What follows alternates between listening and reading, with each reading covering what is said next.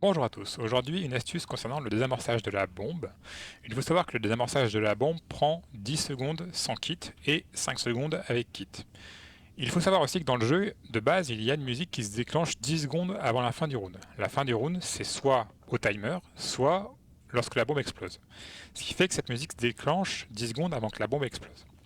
Avec les commandes qu'il y a dans la description de la vidéo, il y a moyen de faire en sorte que simplement la musique de ces 10 secondes soit la seule musique encore active dans le jeu et que cette musique ne soit pas trop forte justement.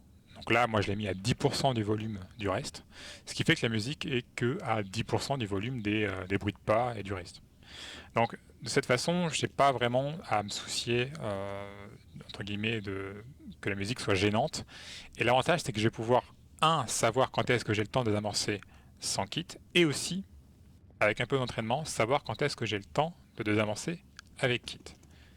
Alors pour ça, je vais vous montrer. Je vais attendre que le bot ait bien envie de planter la bombe.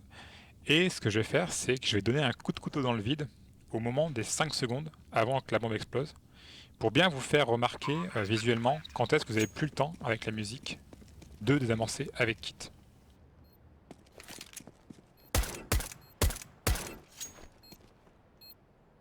Donc vous allez voir, dès que la musique va se déclencher, ça veut dire que j'aurai plus le temps de désamorcer si j'avais pas de kit. Et je vais donner un coup de couteau dans le vide pour vous faire repérer visuellement quand est-ce que vous avez plus le temps de désamorcer avec un kit.